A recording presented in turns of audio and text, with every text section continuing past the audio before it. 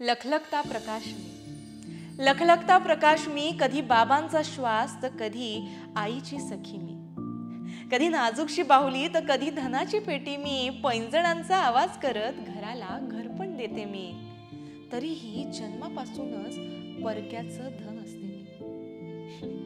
सप्तपदी चालून बनते कुणाची अर्धांगिनी मी, नवनात्यांना आपलंस करत स्वतःची ओळखही पुसते मी. जबाबदारीने कर्तव्य निभावताना वातीसारखी अहोरात्र जळते मी, तरीही भरल्या घरात परक्याची स्फोर असते मी.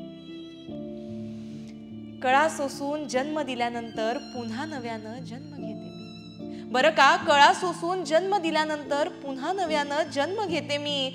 इवल्या अशा पंखात माझं सारं जग सामावून टाकते मी.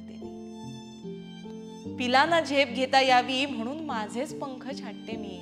बरं का, पिलांना झेप घेता यावी म्हणून माझेच पंख छाटते मी, तरीही समाधानाचा मुखवटा मिरवत हसत राहते मी.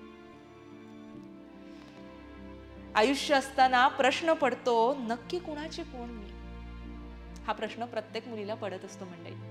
आयुष्य असताना प्रश्न पडतो, नक्की कुणाची कोण असते मी? सांजवात साक्ष देता उमगते कृष्णाची प्रिय तुळस मी. कधी अग्निपरीक्षा देणारी सीता तर कधी आदिशक्ती दुर्गा मी.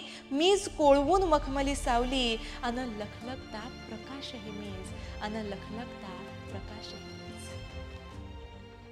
तर मंडळी, स्नेहल बाकरे यांनी ही कविता लिहिली आहे. मला असं वाटतं प्रत्येक स्त्री जन्माची हीच कहाणी असते. प्रत्येक तुम्हा आम्हा सखीच्या मनामध्ये चाललेलं हे भावनांचं वादळ असतं. आणि मला असं वाटतं की ही कविता प्रत्येक आपल्या महिलेला आपलीशी वाटणारी आहे. तुम्हाला कशी ही कविता वाटली, तुमचा काय याबाबत दृष्टिकोन आहे, आम्हाला कमेंट करून सांगा. आणि हो, लोकमत सखीला फॉलो सबस्क्राईब करायला सुद्धा विसरू नका.